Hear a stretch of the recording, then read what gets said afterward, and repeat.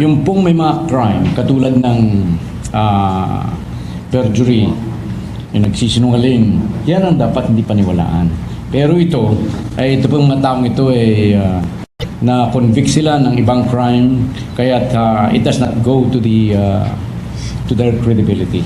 Kaya dapat paniwalaan. Lalaanin nyo, hindi lamang isa, katulad ni Bato-Bato. Ito po ay aabot ng mahigit ng 13, 14. Hindi mo matuturuan yung mga yan na magsabi ng kasinungalingan. Maaaring yung isa ay maturuan mo ng kasinungalingan, pero hindi mo po maaaring turuan yan na unang-una hindi sila sabay-sabay na gawa ng kanilang salaysay. Ikalawa ay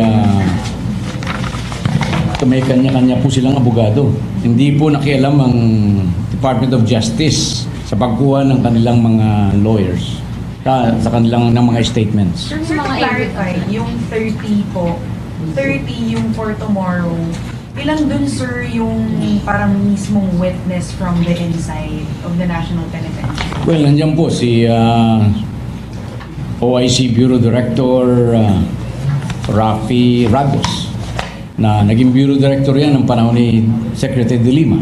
Magte-testify siya na dun sa several instances na mag-deliver siya ng 5 million pesos sa bahay ni Secretary De Lima.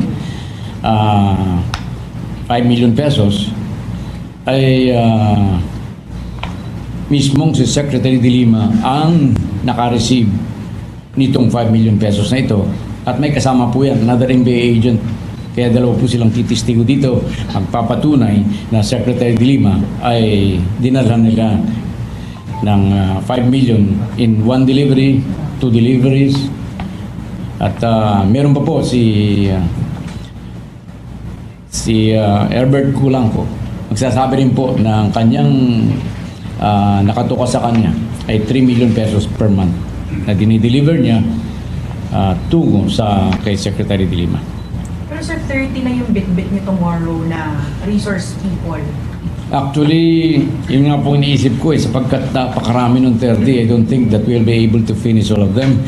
Baka magkaroon tayo ng anong tawag dito, ng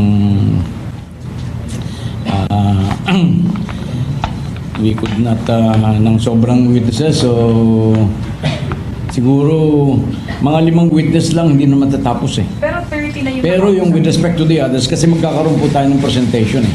We will present na ang pagkakaiba ng Bilibid, ng New Bilibid Prison before the SAF took over and after the SAF took over.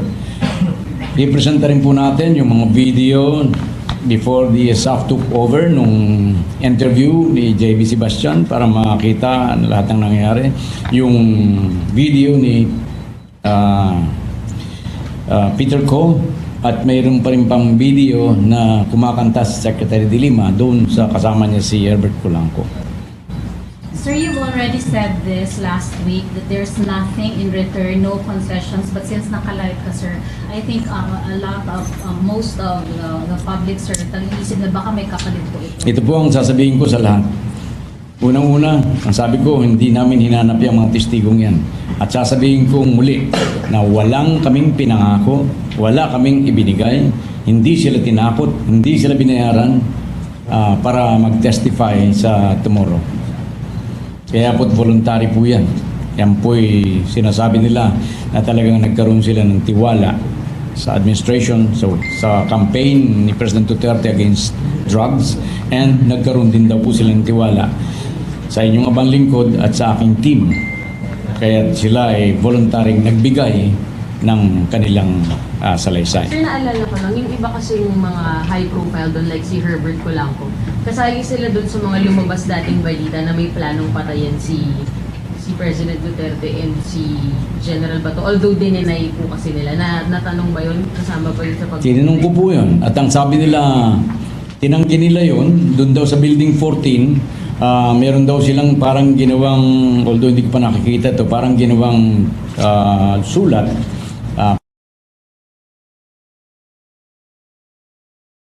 patungo sa administrasyon na dinay nila na sila ay kasama doon sa pag-contribute ng 50 million para patayin si President Duterte at saka si John Bato.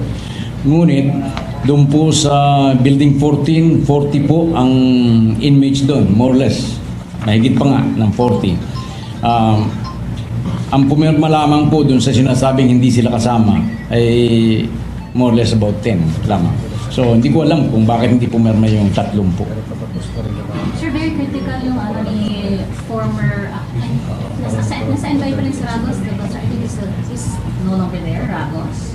Because he was known to be a very close, or at least close to Secretary de Lima, and at that time he was in active service. That's right. He was holding a very important position during those alleged deliveries. Hindi nga very important position. Siya ang head ng Bucor. During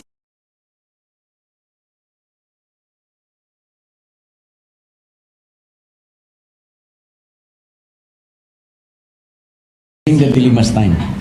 Siya ang head. Sir, gaano kadalas po yung delivery? Tinitingnan po namin yan, pero meron na pong dalawang deliveries na inadmit si OIC Director Ragos at iniintay po namin siya na, well, mag-open up pa. Sir, anong year daw po ito nangyari? Can you at least give a period 2014, 20... Mga 2014 nata. Immediately after his appointment to meet as a YC. Oo. Kasi ilang araw lang daw siyang nakaupo nun eh. Eh may nagpadala na ng 5 million sa kanya para kay Secretary de Lima. So ang Sworn ginawa... statement na siya, sir, no? This is already on the record, a sworn statement. That's right. Mayroon na siyang statement. Sir, ang binigyan lang si Secretary de Lima, siya wala siyang nakuhang part sa parang Dun feedback sa statement niya, walang sinasabing may nakuha siya.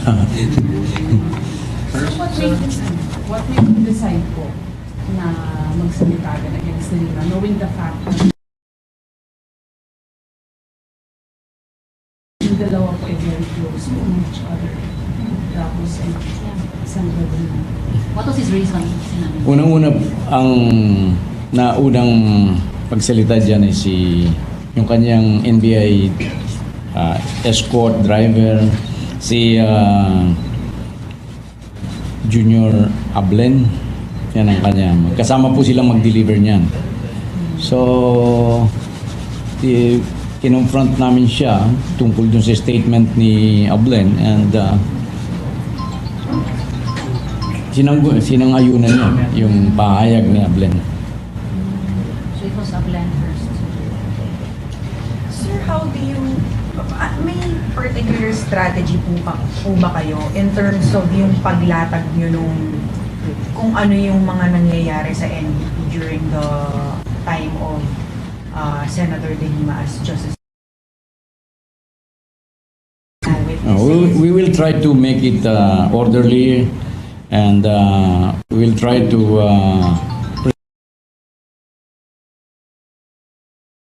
present the witnesses who could be questioned. Mahirap kasi yung i-present kong lahat ng inmates doon, mga 14, 15, nang hindi naman sila mapapresenta. Kasi alam kong kukulangin sa oras eh. So baka magkaroon tayo ng parang evidence indigestion. Kaya doon lamang sa 5 na ipipresenta ko, sa first 5, eh hindi na tayo siguro kukulangin sa oras. Kasi magkakaroon dito ng presentation, unang-una, yun munang ipipresent natin yung mga video. It will take almost an hour pag presenta natin yon. Tapos yung presentation din ng SAP. Ipipresent ng SAP ang status or condition of the Bilibid before they took over on July 20 and after they took over. They are also going to present yung how ingenious these inmates are in hiding their cell phones and other. Makikita ninyo, tataka kayo, talagang mamamangha kayo kung anong ginawa ng mga inmates na yan at hindi maubos-ubos yung kanilang mga cellphones. Alam po ninyo, so far, mahigit na ng 2,000 cellphones na confiscate ng inmates na from the inmates, pero hanggang ngayon napagtawagan pa rin Since sila. SAC took over, sir. Since SAP took over. So yung 2,000 cellphones na yun, na-confiscate ng SAP na yun eh. So what I did, di ba, in-announce ko rin sa inyo na I appealed na sana mayroong mag-donate ng jammer. Dumating na po yung jammer na yan, and hopefully we could use that in the very near future. So may nag-donate, sir. Meron nang nag-donate. Nandito na, nandyan na. Anonymous ba yan, sir? Yung name? I will meet him for the first time mamaya. Pasasalamatan ko, and Sir, di ba 1 unit lang yun pero enough for the... hindi, dalawa. Parang isa sa building 14, and hopefully that would be enough para sa maximum. Isa pa lang, sir. Dumating. Dalawa na dumating. Sir, yung galing sa Sir, Israel. thanks po.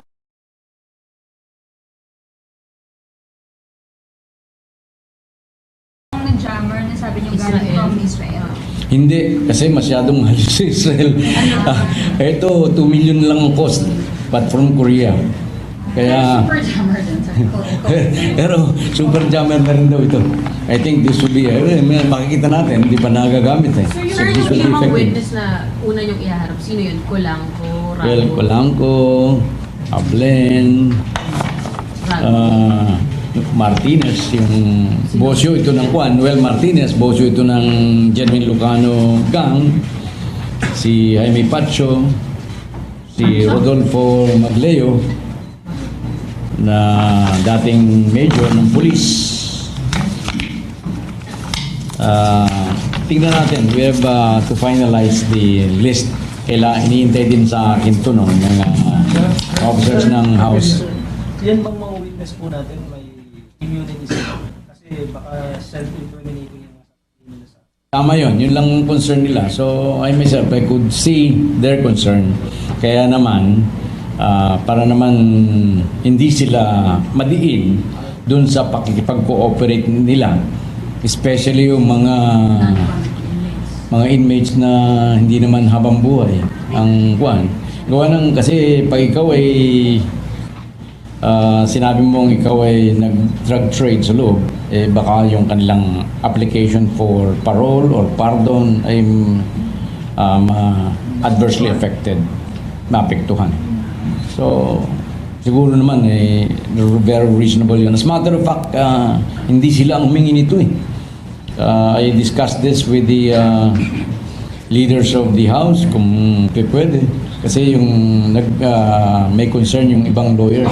Yung lawyers ng iba ang kwan. So sabi ko, very reasonable. Wala naman sigurong kwan for the sake of the ng majority ng mga Pilipino. Dapat nating bigyan, dapat nating isiwalat to. Bibigyan ng immunity. Reasonable na bigyan, sir. Yung they will be, yung whatever they will say at the investigation tomorrow, hindi sila maaaring idemanda or what. They could not be used against them. At saka para mag-open up sila. Kasi I'm sure na pinabasa ko doon yung ibang affidavit na kinuha ng kanilang abogado, marami pang pwede nilang isiwalat. Including the non-inmates or especially the non-inmates, sir. Both, all witnesses. But yung immunity, doon lang sa inmates. Sir, meron bang nasabi? Protect Dragos and the like will not get immunity. And Ragos, I think, also sought such immunity. So reasonable also. Very reasonable. Of the nature of the testimony. Alam mo, si Ragos still with the NBI. Ablen still with the NBI. Sir, sa dami po ng mga testigo, tingin niyo po ba may probable cause na para yung DOJ magkaso versus... Yes, meron na. Doon, base lamang doon sa mga affidavit, pwede nang mag-file ng complaint, and this could undergo a preliminary investigation. The nature of these complaints, sir, are Yung violation ng drugs law, an anti-graft. anti-graft, possibly. Sino-sino po yung sa tingin niyo pwede nang sampaan ng kaso? Later na siguro, kasi hindi pa kami nag-a-assess eh. May nagtatanong lang kasi kung pwede na, kung may nagsasabi na, ba't kinakailangan pa kayo humarap sa house, ba't hindi lang nyo filean? Alam mo, pag-build up ng case, hindi lang ganun. Unang-una, we are still waiting for our request sa AMLA. Kasi meron kaming mga hawak na ilang deposit slip na maaaring doon dineposit. So, we have to get this first. But even on testimonial evidence alone, I believe kung probable cause lamang ay maaari na. Sir, may list na kayo ng tingin nyo pwede na kasuhan? May listahan na kayo? Nasa isip ko lang, pero alam naman nyo kung sino yun. Since 2011, you've mentioned earlier, nung magsimulang mga rekta si J.B. Sebastian. Safe to say, basta na since 2011 hanggang 2015. Actually, hindi lang 2011, hindi lang si J.B. Sebastian, nangolekta na rin yung kanyang security, yung Jonel Sanchez, tsaka si Ronnie Dayan. Yeah, Ronnie Dayan nga pala, sir. One very key figure dito sa ano ito. The DOJ could not find him. Sir, si Jonel, sir. He still cannot be located. At least sa DOJ, I don't know kung may nakalocate na sa kanya. Sir, si Jonel nahanap mo. Parang Not yet. Hindi. Nasaan ba siya? Alam mo? Sir, yung mga witnesses ba, may nabanggit about yung mga raid na ginagawa ni De Lima before sa NBP? Kasi remember, may mga ganun siya before, yung pag-expose ng mga contraband inside the National Penitentiary. Did that come up in the affidavit na, ano yun, stage lang ba yun? Or what? If involved pala siya dun, sir?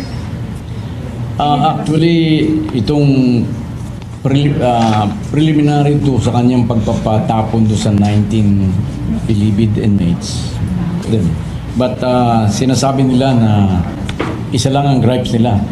Pinatapon sila sa NBI para masolo raw ni J.B. Sebastian ang drug trade sa loob ng NBP.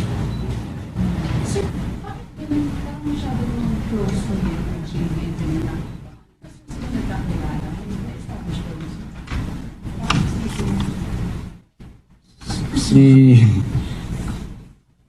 Well, basta may magte-testify dyan na pagpasok ni De Lima many times, dire-diretso na yan.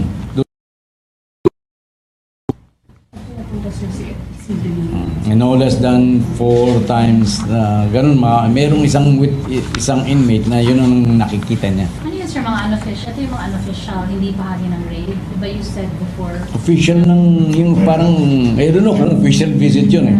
Pero may mga visit doon na diretso si De Lima doon sa kubol ni J.B. Sebastian, and the visit would last mga 3 or 4 hours. Sila. Ganong katagal sa loob. Are you saying mayroong personal relationship dito sila, sir? I'm not saying that. Ano pong gagawin nila sa tatlong oras? Aray ko. Itanong mo sa kanila. Sir, aside from yung, na ano mo na yung merong mga inmates, merong from the NBI, sino pa yung ibang mga testigo pa dun sa pagiging, sir?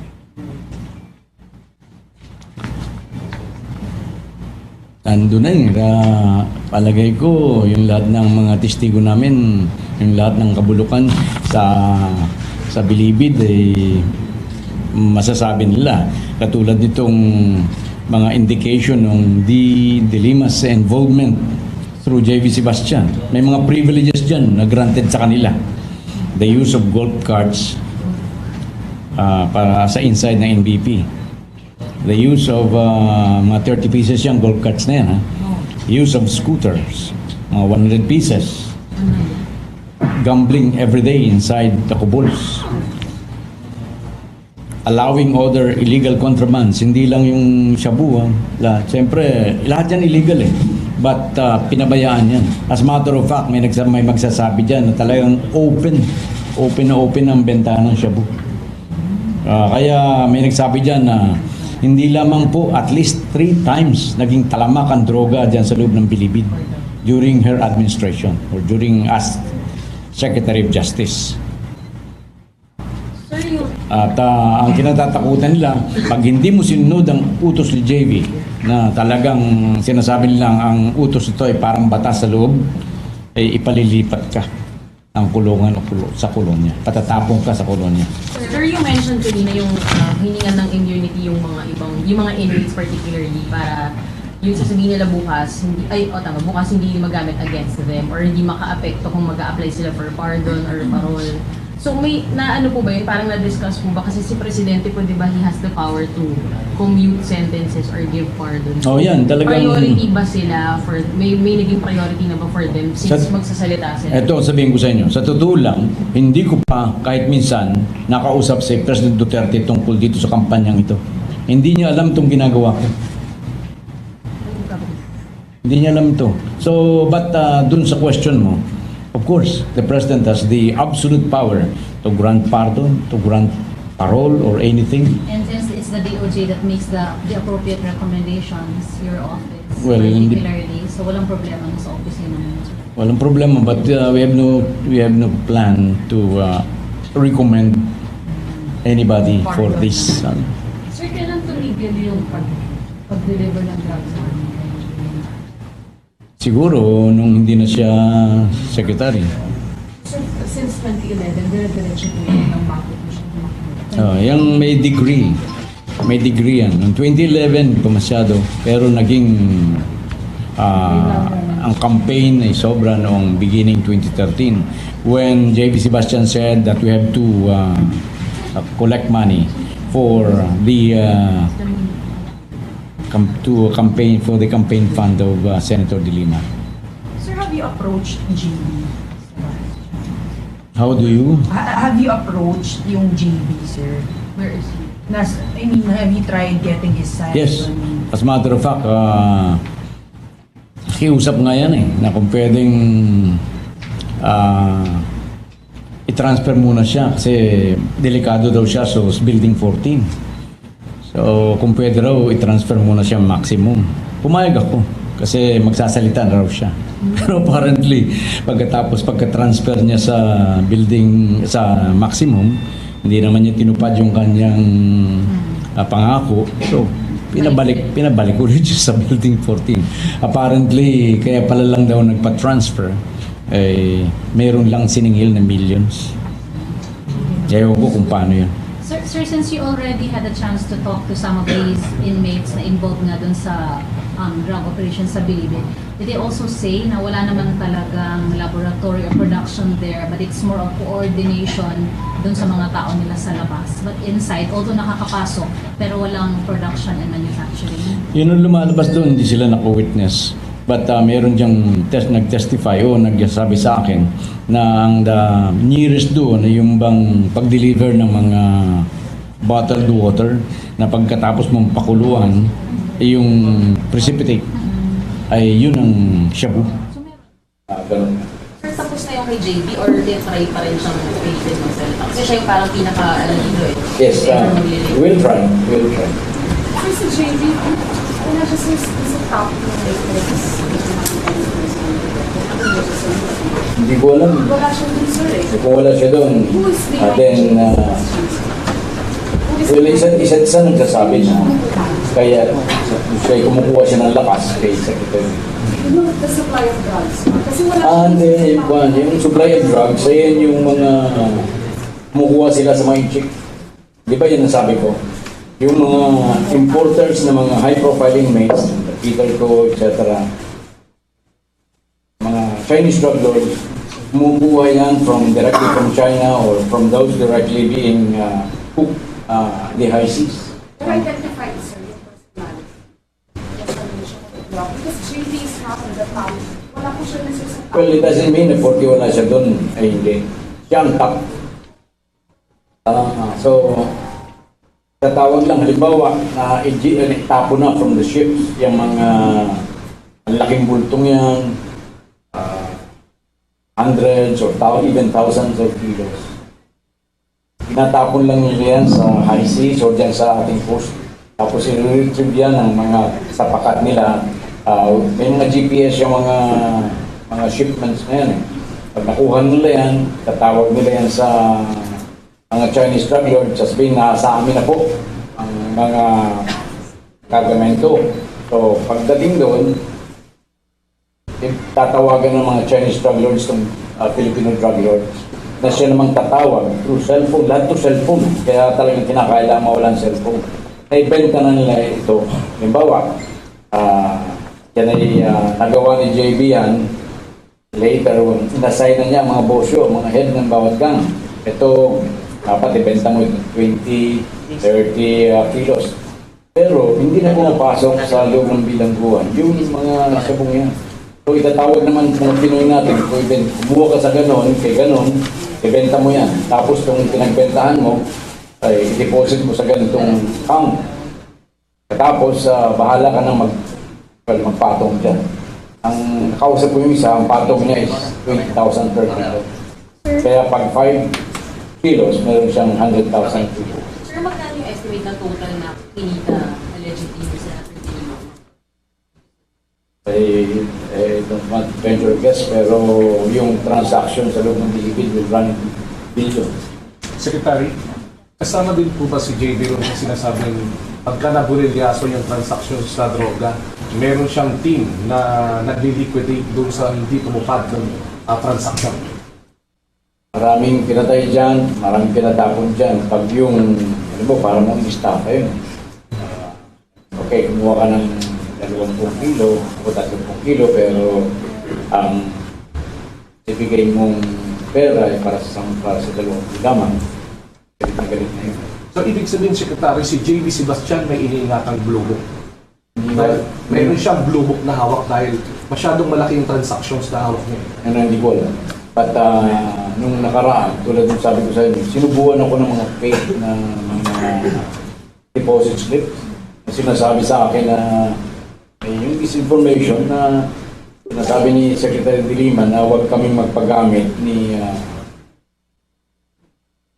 Dan Tigueran ng NBI sa tungkol dito sa pag-imbestiga namin. Sabi ko naman, sino kayo nagpapagamit? Kung matatandaan ninyo, sino ba ang nagpagamit nung i-stop si President PJMA sa airport para hindi makalis?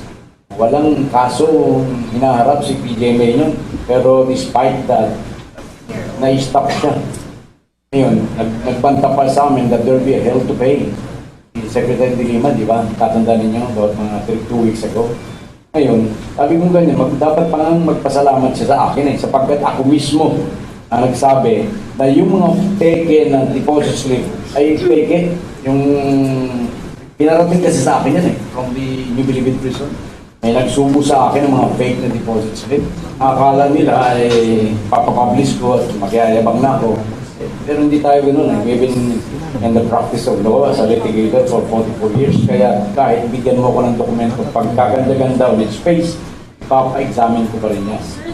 At ganun nga ang nangyari noon, ang naging pinatutuhanan lamang ni Jonathan Caranto ay yung pag-deposit niya ng 6 na beses from 40, 20,000 dun sa account ni Ronnie Ryan sa utos ni Secretary De Lima.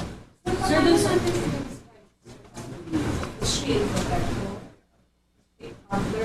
That would be one, no? That would be a conclusion on my part.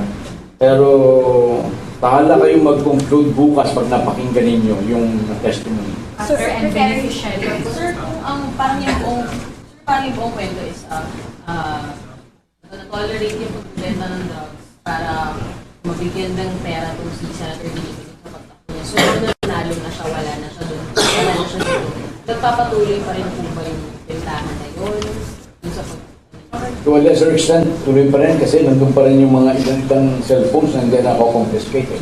Pero may nagsabi sa akin dito, yun, gumagamit sa akin yung mga kontak ko sa loob, may cellphone ko sila eh. Kasi nagtitek sila sa akin eh. Ang sabi nila, Secretary, congratulations. Ganyan. Alam po ninyo, natutuwa kami mga maliit na magpreso dito sapagkat halos nakikita namin pantay-pantay kami. Ngayon, hindi katulad nung nakaraan na talagang ang privilege ng nagkaroon na tama. As a matter of fact, makikita natin, represent natin dyan, nakakuha ata ng isang sulat ang SAM na ang sabi ni JB Sebastian parang ang pakiramdam daw niya talagang preso siya sa ngayon. When before, hindi niya napapakiramdaman yun. May nakita ata kung gano'n. Representa ng SAP yan. Kung sa among the items that they confiscated. We can still consider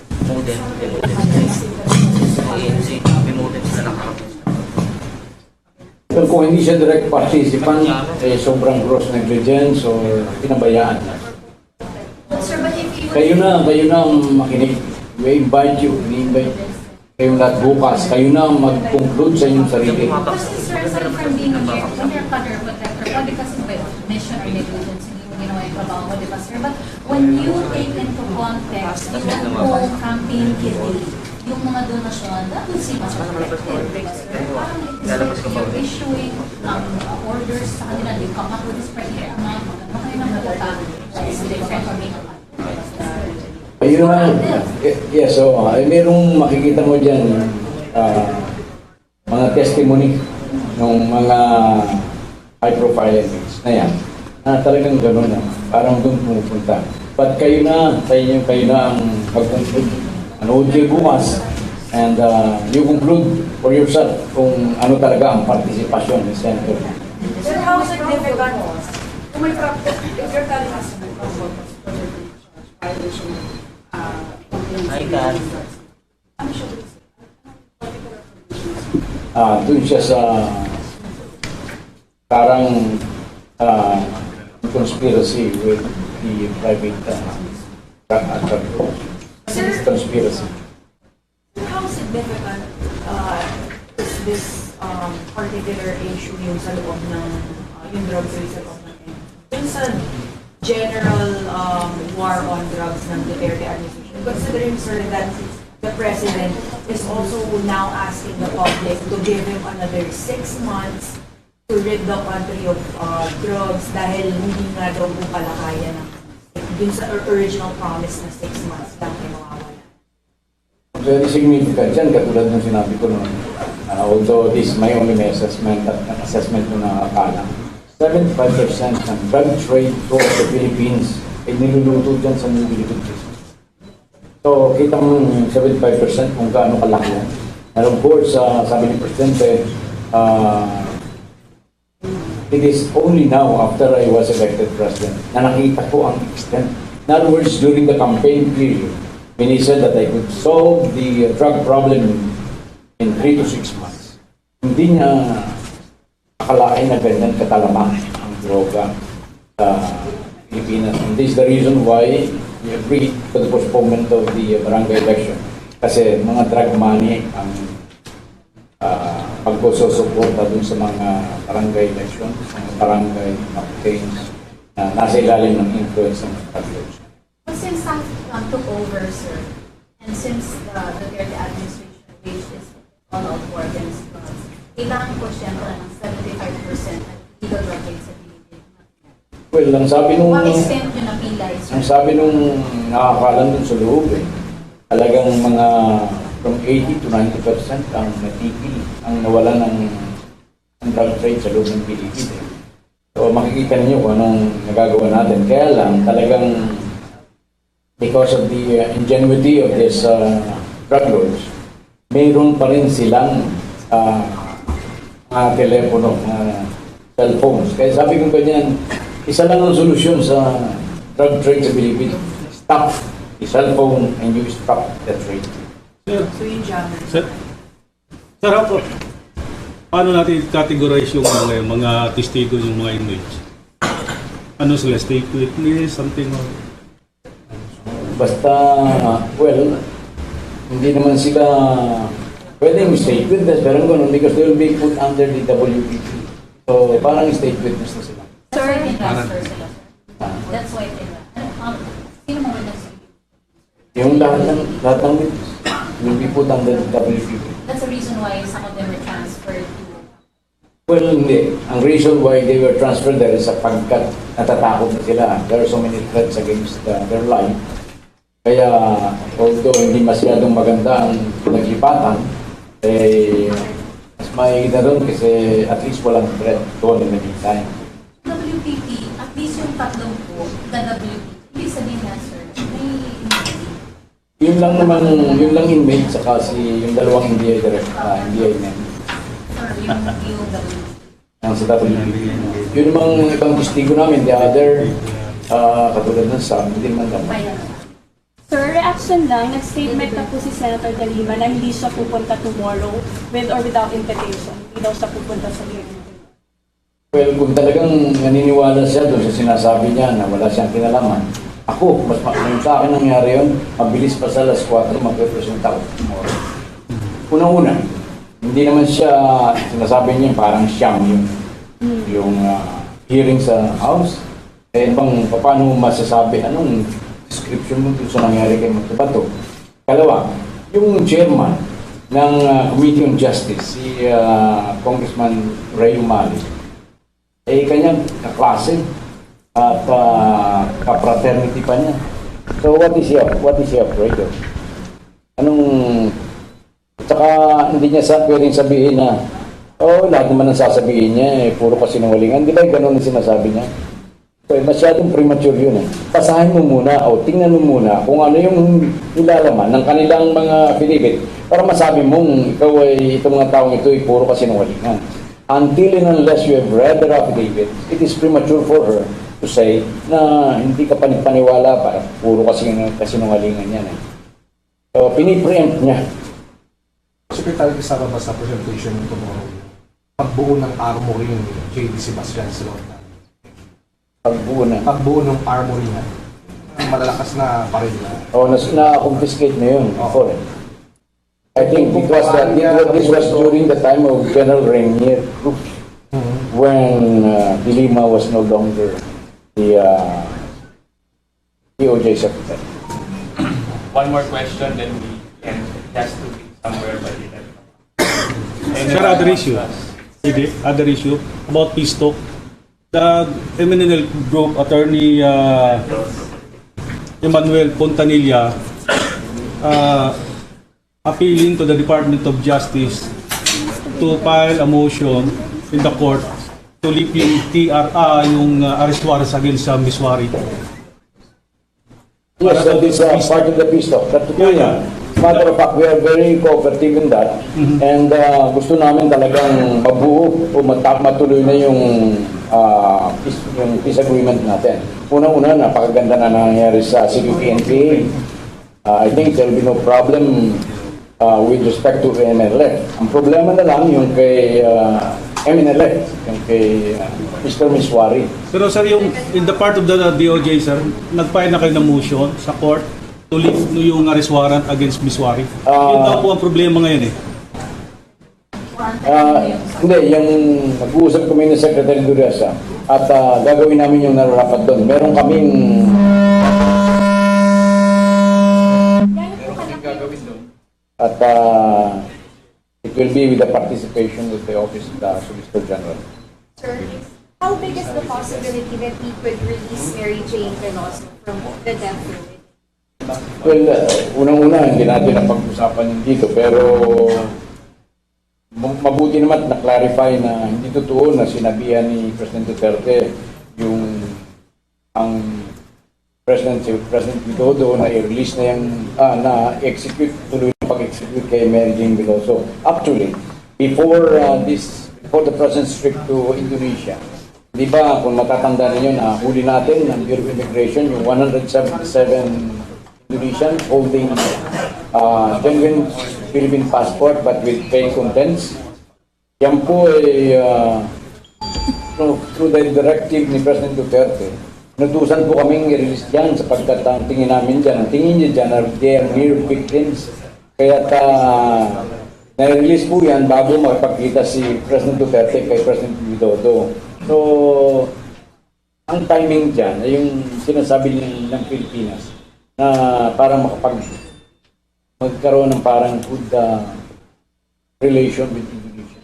Kaya yan ay, in other words, para ang tingin ko yan, although it's my own personal opinion, para magkaroon ng good relations ng Indonesia, para yan ay kay all for Mary Jane Veloso.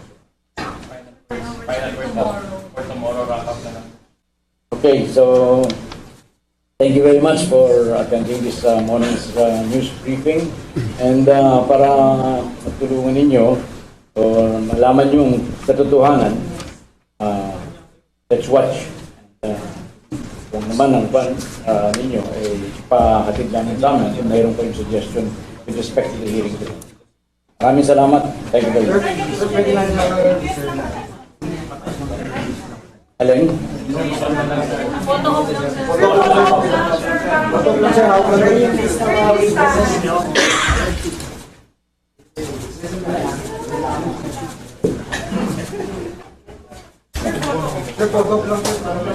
naman kayo eh.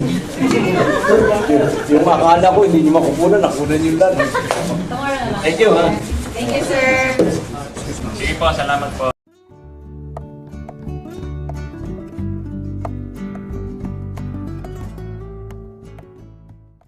Well, mag-open up pa. Sir, anong year daw po ka nangyari? Can you at least give a like, period? 2014, 20... Mga 2014 nata. Immediately after his appointment to leave as a YC. Oo. Kasi ilang araw lang daw siyang nakaupo nun eh. Eh may nagpadala na ng 5 million sa kanya para kay Secretary de Lima. So ang Sworn ginawa... statement na siya, sir. No? This is already on the record. A sworn statement. That's right. Mayroon na siyang statement. Sir, ang binigyan lang si Secretary de Lima, siya wala siyang nakuhang part sa parang feedback Dun sa statement niya, walang sinasabing may nakuha siya. What made you decide po na magsalita agad against the Lima, knowing the fact na yung dalawa po ay very close to each other? Tapos ay Senator de Lima. What was his reason? Sinabi? Unang-una, ang naunang pagsalita dyan ay yung kanyang NBI escort driver, si Junior Ablen. Yan ang kanya. Kasama po silang mag-deliver niyan. So, kinonfront namin siya tungkol dun sa statement ni Ablen and sinangayunan niya yung pahayag ni Ablen. So it was a plan first. Sir, how do you... may particular strategy po ba kayo in terms of yung paglatag nyo nung kung ano yung mga nangyayari sa NBP during the time of Senator de Lima as Justice? We will try to make it orderly and we will try to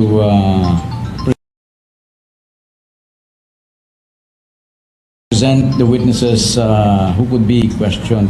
Mahirap kasi yung i-present kong lahat ng inmates doon, mga 14, 15, nang hindi naman sila mapapresenta.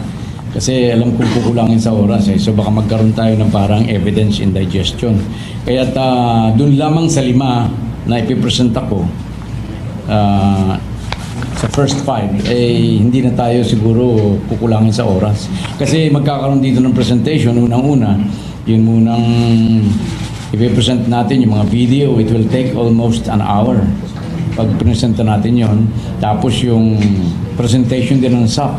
Ipipresent ng SAP ang status or condition of the Bilibid before they took over on July 20 and after they took over. They are also going to present yung how ingenious these inmates are in hiding their cell phones and other. Makikita ninyo, tataka kayo, talagang mamamangha kayo kung anong ginawa ng mga inmates na yan at hindi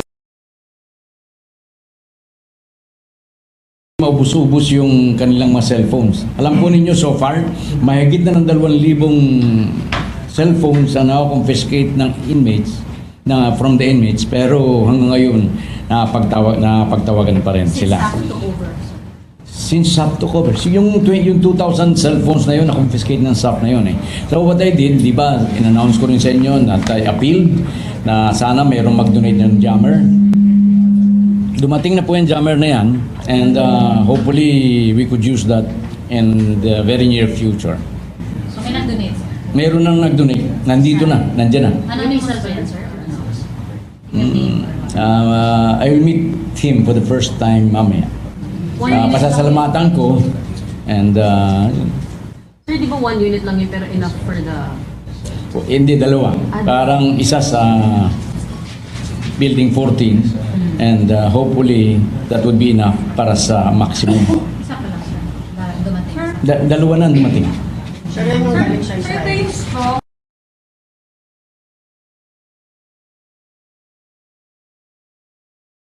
jammer na sabi niyo Israel. galing from Israel. Hindi, kasi masyadong mahal sa Israel. Ito, 2 million lang ang cost, but from Korea. Kaya, Super jammer din, sir. pero super jammer na rin daw ito. I think this will be, makikita natin, hindi pa nagagamit eh. Sir, this will be yung mga effective. witness na una yung ihaharap, sino yun? Kulangko, Rambo? Well, Colangco, Ablen, Martinez, yung bosyo ito ng Noel Martinez, bosyo ito ng Jerwin Lucano Gang, si Jaime Pacho, si Rodolfo Magleo, na dating major ng pulis. Tingnan natin, we have to finalize the list. Kailangan iniintay din sa akin ito ng mga officers ng House. Yan bang mga witness po natin may immunity sila? Kasi baka self-incriminating yung sasabihin nila sa Tama yun lang ang concern nila. So I myself, I could see their concern. Kaya naman, para naman hindi sila madiin dun sa pakikipag-cooperate nila, especially yung mga inmates na hindi naman habang buhay ang kuwan. Gawa ng kasi pag ikaw ay sinabi mong ikaw ay nag-drug trade sa loob, baka yung kanilang application for parole or pardon ay adversely affected, maapektuhan. So, siguro naman very reasonable yun. As a matter of fact, hindi sila ang humingi nito eh. I discussed this with the leaders of the House kung pwede. Kasi yung may concern yung ibang lawyers. Puta nila, pag hindi mo sinunod ang utos ni JV na talagang sinasabi nilang ang utos ito ay parang batas sa loob, ay ipalilipat ka ang kulungan o sa kulong niya. Patatapong ka sa kulong niya. Sir, you mentioned kanina yung hiningan ng immunity yung mga inmates particularly para yung sasabihin nila bukas, bukas hindi magamit against them or hindi maka-apekto kung mag-a-apply sila for pardon or parole. So may ano po ba yun? Parang na-discuss po ba? Kasi si Presidente po, di ba, he has the power to commute sentences or give pardon. So, yan, talagang priority ba sila for, may naging priority na ba for them since magsasalita sila? Ito, sabihin ko sa inyo, sa totoo lang, hindi ko pa kahit minsan nakausap si President Duterte tungkol dito sa kampanyang ito. Hindi niya alam itong ginagawa ko. Hindi niya alam ito. So, but dun sa question mo, of course, the President has the absolute power to grant pardon, to grant parole or anything. And since it's the DOJ that makes the appropriate recommendations, your office, Well, particularly, so walang problema na sa office yun naman. Walang problema, but we have no plan to recommend anybody for this. Sir, kailan tumigil yung pag-deliver ng drugs? Siguro nung hindi na siya secretary. So, since 2011, dire-diretso po yun ng bakit mo siya Yung may degree. May degree yan. Noong 2011, hindi pa masyado. Pero naging ang campaign ay sobra noong beginning 2013 when JB Sebastian said that we have to collect money for the campaign for the campaign fund of Senator De Lima. Sir, have you approached JB? How do you? Have you approached yung JB, sir? Where is he? Have you tried getting his side? Yes. As a matter of fact, kiusap nga yan na kung pwedeng i-transfer muna siya kasi delikado daw siya sa Building 14. So, kung pwede raw, i-transfer muna siya maximum. Pumayag ako kasi magsasalita na raw siya. Pero apparently, pagka-transfer niya sa building, sa maximum, hindi naman niya tinupad yung kanyang pangako. So, pinabalik ulit siya sa Building 14. Apparently, kaya pala lang daw nagpa-transfer, mayroon lang siningil na millions. Ewan ko kung paano yun. Sir, since you already had a chance to talk to some of these inmates na involved nga dun sa drug operation sa Bilibid, did they also say na wala naman talagang laboratory or production there, but it's more of coordination dun sa mga tao nila sa labas? But inside, although nakakapasok, pero walang production and manufacturing? Yun ang lumalabas doon, hindi sila naka-witness. But meron diyang nag-testify o nagsasabi sa akin na ang the nearest doon ay yung bang pag-deliver ng mga bottled water na pagkatapos mong pakuluan, yung precipitate ay yun ang shabu. Ganun. Sir, tapos na yung kay JB or try pa rin siyang pilitin magsalita? Kasi siya yung parang pinaka-alalido eh. Yes, we'll try. We'll try. Sir, si JV, wala siya sa top ng matrix. Hindi ko alam. Wala siya dun, sir eh. Kung wala siya doon, then well, isa nagsasabi na kaya siya kumukuha siya ng lakas kay Secretary. The supply of drugs. Kasi wala Yung supply of drugs, ayan yung mga kumukuha sila sa mga chick. Di ba yan ang sabi ko? Yung mga importers na mga high-profile inmates, Peter Ko, etc. Mga Chinese drug lords, kumukuha yan directly from China or from those directly being hooked the high seas. Pero identified, sir, yung personality. Because JV is not on the top. Wala po siya dun, sir, sa top. Well, it doesn't mean na porque wala siya doon, ay hindi. Siya ang top.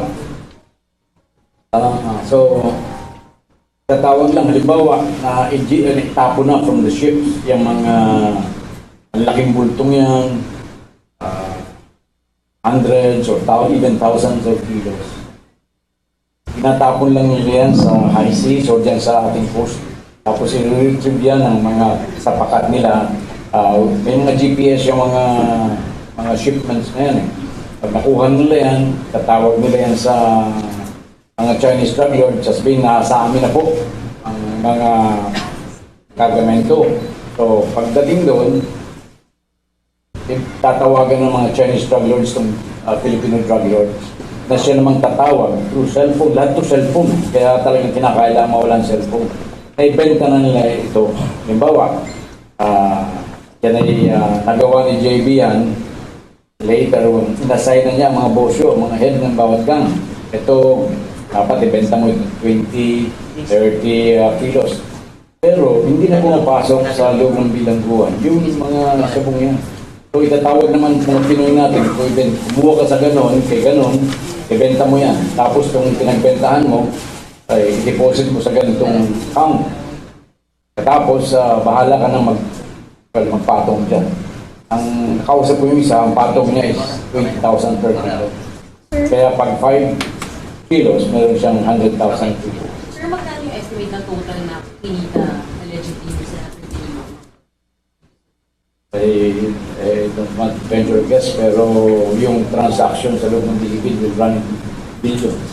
Secretary, kasama din po ba si JB Ron sa sinasabing pagka naburilyaso yung transaction sa droga, meron siyang team na nagli-liquidate doon sa hindi tumupad ng transaction? Maraming pinatay dyan, maraming pinatapon dyan. Pag yung, ano mo, parang mong istapa yun. Okay, kumuha ka ng 20 kilo o 30 kilo, pero ang ibigay mong pera ay para sa 20 lamang. Galit na galit na yun. So, ibig sabihin, Secretary, si JB Sebastian may iniingatang blue book. Meron siyang blue book na hawak dahil masyadong malaki yung transactions na hawak niya. Ano, hindi ko alam. At nung nakaraan, tulad ng sabi ko sa inyo, sinubuan ako ng mga fake na mga deposit slip na sinasabi sa akin na yung disinformation na sinasabi ni Secretary De Lima na huwag kaming magpagamit ni Dan Tigueran ng NBI sa tungkol dito sa pag-imbestiga namin. Sabi ko naman, sino kayo nagpapagamit? Kung matatandaan ninyo, sino ba ang nagpagamit nung i-stop si President PJMA sa airport para hindi makaalis? Walang kaso hinaharap si PJMA yun, pero despite that, na-stop siya. Ngayon, nagbanta pa sa amin that there will be a hell to pay. Si Secretary De Lima, di ba? Tatandaan ninyo, about mga 2 weeks ago. Ngayon, sabi kong ganyan, dapat pa nga magpasalamat siya sa akin sapagkat ako mismo ang nagsabi na yung mga peke na deposit slip ay peke. Yung pinarating kasi sa akin yan from the New Bilibid Prison. may nagsubo sa akin ng mga fake na deposit slip. Akala nila ay papapublish ko at magyayabang na ako.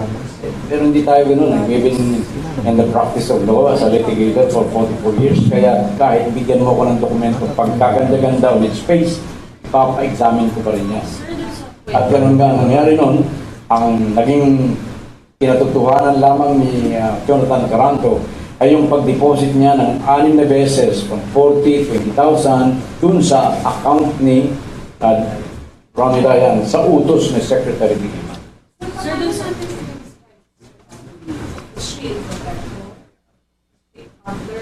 That would be one, no? That would be a conclusion my part. Pero bahala kayong mag-conclude bukas pag napakinggan ninyo yung testimony. Sir, and beneficiary. Sir, kung parang yung buong kwento is na-tolerate yung pagbenta ng drugs para mabigyan ng pera itong si Senator Dilima sa pagtakbo niya. So, nalo na siya, wala na siya doon. Wala na siya dito. Nagpapatuloy pa rin po ba yung bentahan na yun? Yung sa To a lesser extent, tuloy pa rin kasi nandun pa rin yung mga ibang cellphones na hindi na ako confiscated. Pero may nagsabi sa akin dito, gumagamit sa akin yung mga kontak ko sa loob, may cellphone ko sila eh. Kasi nagtitext sila sa akin eh. Ang sabi nila, Secretary, congratulations. Ganyan. Alam po ninyo, natutuwa kami mga maliit na magpreso dito sapagkat halos nakikita namin pantay-pantay kami. Ngayon, hindi katulad nung nakaraan na talagang ang privilege ng travelers na nagkaroon ng tama. Sa matter of fact, makikita natin, represent natin dyan, nakakuha ata ng isang sulat ng SAP na ang sabi ni J.B. Sebastian parang ang pakiramdam daw niya talagang preso siya sa ngayon. 24, hindi niya napapakiramdaman yun. May nakita ata kung gano'n. Representa ng SAP yan kung sa among the items that they confiscated. We can still consider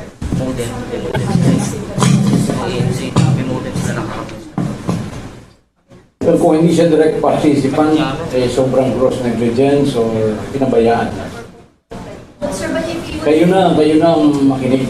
We invite you, we-invite kayong lahat bukas. Kayo na mag-conclude sa inyong sarili. Kasi sir, aside from being an undercover protector, pwede kasi mission or negligence, hindi mo ginawa yung trabaho mo, di ba sir? But when you take into context yung whole campaign kitty, yung mga donasyon, that will seem as protected, di ba sir? Parang it is like you're issuing orders sa kanila, you come up with this particular amount, magkano kayo ng buta, is different from being a Ayun naman. Yes, so merong makikita mo dyan mga testimony ng mga high-profile enemies na yan. Talagang gano'n na. Parang doon pumupunta. But kayo na ang mag-conclude. Anood kayo bukas and you conclude for yourself kung ano talaga ang participasyon ni Senator. Sir, how is it difficult? Kung may practice, if you're telling us may violation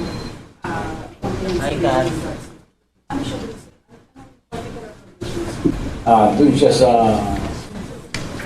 parang conspiracy with the private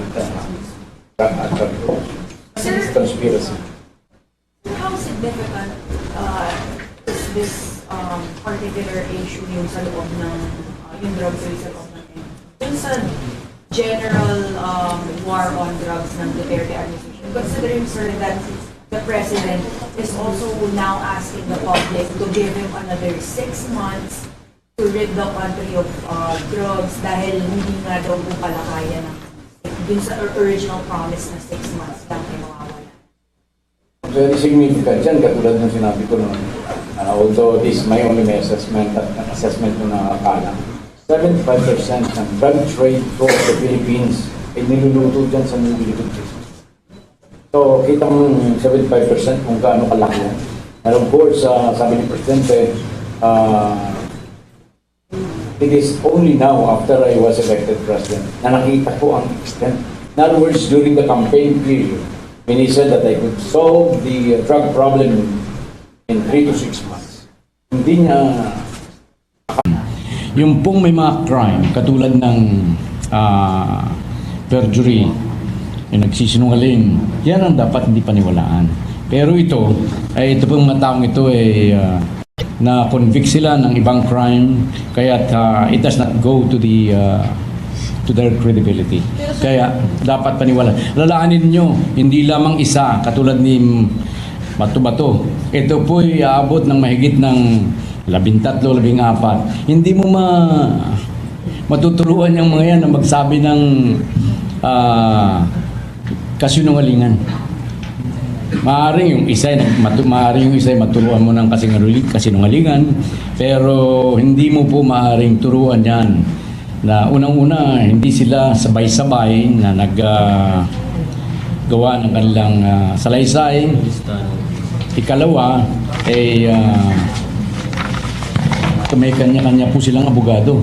Hindi po nakialam ang Department of Justice sa pagkuha ng kanilang mga lawyers sa kanilang ng mga statements. Sir, to clarify, yung 30 po, 30 yung for tomorrow, ilang dun, sir, yung parang mismong witness from the inside of the National Penitentiary? Well, nandiyan po si OIC Bureau Director Rafi Ragos, na naging Bureau Director yan ng panahon ni Secretary De Lima.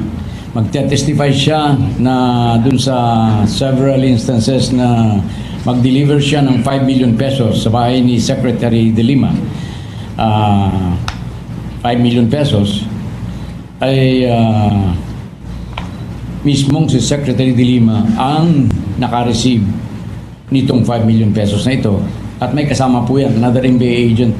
Kaya dalawa po silang titistigo dito, magpapatunay na Secretary De Lima ay dinalhan nila ng 5 million in 1 delivery, 2 deliveries. At meron pa po si Herbert Culanco. Magsasabi rin po na ang kanyang nakatuka sa kanya ay 3 million pesos per month na dinideliver niya tungo kay Secretary De Lima. Pero sir, 30 na yung bit-bit niyo tomorrow na resource people. Actually, yun nga po iniisip ko sapagkat napakarami ng 30, I don't think that we'll be able to finish all of them. Baka magkaroon tayo ng tawag dito,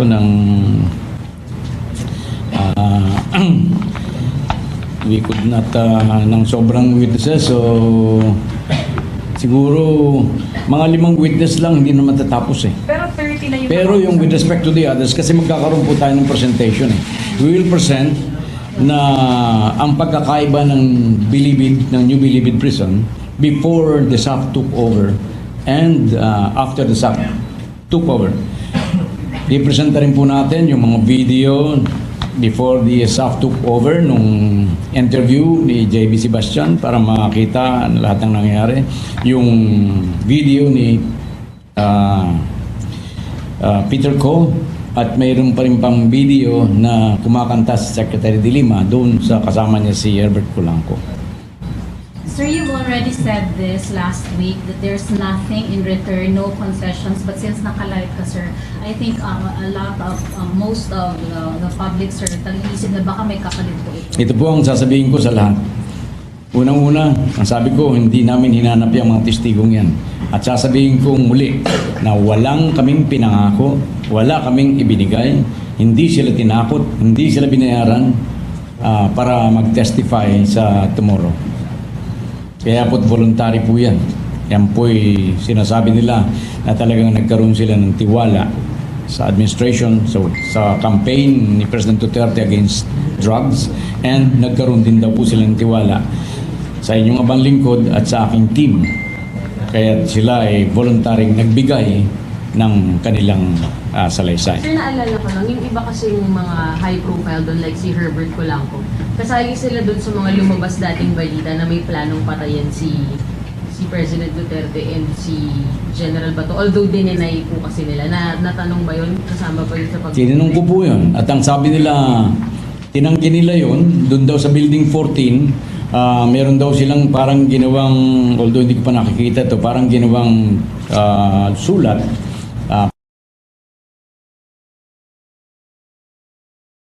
patungo sa administrasyon na dinidinay nila na sila ay kasama doon sa pag-contribute ng 50 million para patayin si Presidente Duterte at saka si John Bato. Ngunit doon po sa Building 14, 40 po ang inmates doon, more or less. Mahigit pa nga ng 40. Ang pumirma lamang po doon sa sinasabing hindi sila kasama ay more or less about 10 lamang. So hindi ko alam kung bakit hindi pumirma yung 30 po. Sir, very critical yung ni former, nasa-invite pa rin si Ragos, diba? So I think he's no longer there, Ragos. Because he was known to be very close, at least close to Secretary de Lima, and at that time he was in active service. That's right. He was holding a very important position during those alleged deliveries. Hindi nga very important position. Siya ang head ng Bucor. During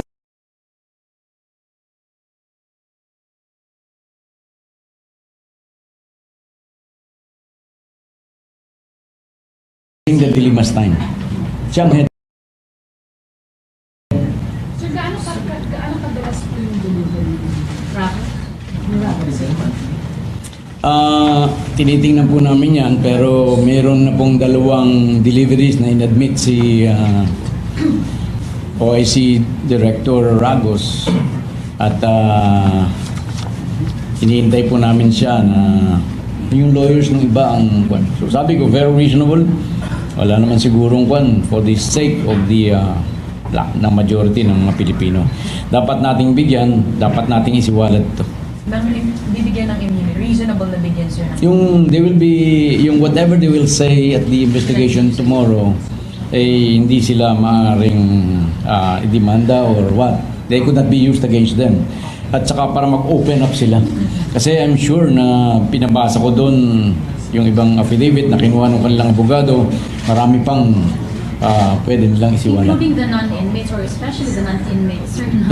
Both, all witnesses. But yung immunity, doon lang sa inmates.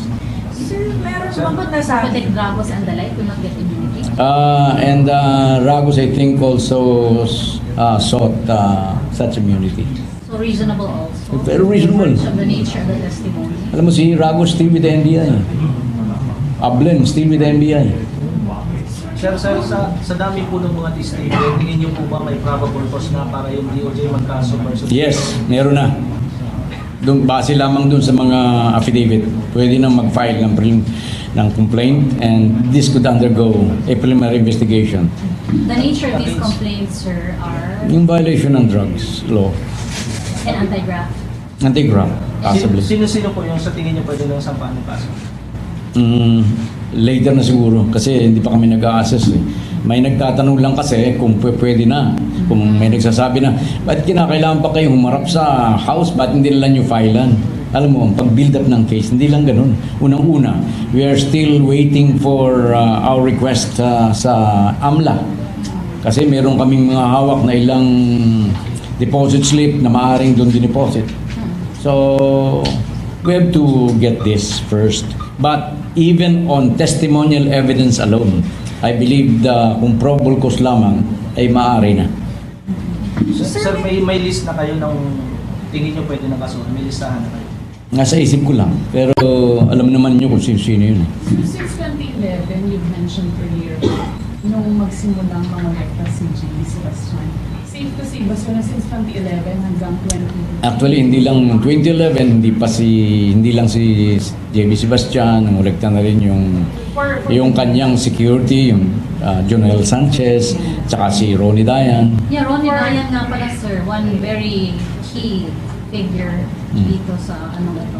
The DOJ could not find him. Sir, si Jonel, sir. He still cannot be located. At least sa DOJ, I don't know kung may nakalocate na sa kanya. Sir, si Jonel nahanap niyo? Parang Not yet. Hindi. Nasaan ba siya? Alam mo? Sir, yung mga witnesses ba, may nabanggit about yung mga raid na ginagawa ni De Lima before sa NBP? Kasi if you remember, may mga ganun siya before, yung pag-expose ng mga contraband inside the National Penitentiary. Did that come up in the affidavit na, ano yun, stage lang ba yun? Or what? If involved pala siya dun, sir? Actually, itong preliminary to sa kanyang pagpapatapon do sa 19 Bilibid inmates. But sinasabi nila na isa lang ang gripes nila. Pinatapon sila sa NBI para masolo raw ni JB Sebastian ang drug trade sa loob ng NBP. Sir, bakit parang masyadong close to the JB and Janina? Kasi sila nagkakilala, establish ko rin.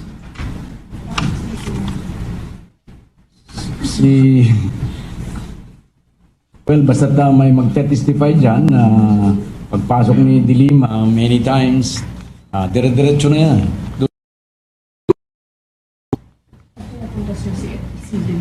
No less than 4 times, ganun, merong isang inmate na yun ang nakikita niya. Ano yun, sir, mga unofficial? Ito yung mga unofficial, hindi bahagi ng raid. Diba you said before? Official ng yung parang, I don't know kung official visit yun eh.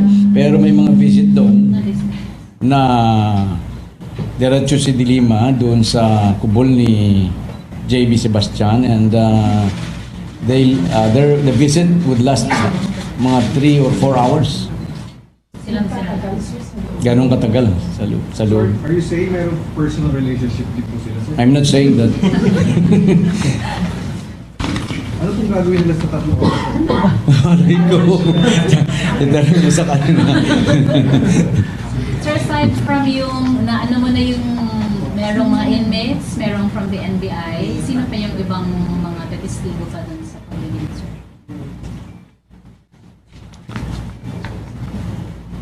Ando na yun. Palagay ko, yung lahat ng mga testigo namin, yung lahat ng kabulukan sa Bilibid, masasabi nila. Katulad nitong mga indication ng Dilima's involvement through JV Sebastian. May mga privileges dyan na granted sa kanila. The use of golf carts para sa inside ng NBP. The use of mga 30 pieces yung golf carts na yan. Use of scooters, mga 100 pieces. Gambling every day inside the kubols. Allowing other illegal contrabands, hindi lang yung shabu. Lahat. Siyempre, lahat yan illegal eh. But pinabayaan yan. As a matter of fact, may magsasabi dyan na talagang open ang benta ng shabu. Kaya may nagsabi dyan na hindi lamang po at least 3 times naging talamak ang droga dyan sa loob ng Bilibid during her administration or during as Secretary of Justice. Sir, yung At ang kinatatakot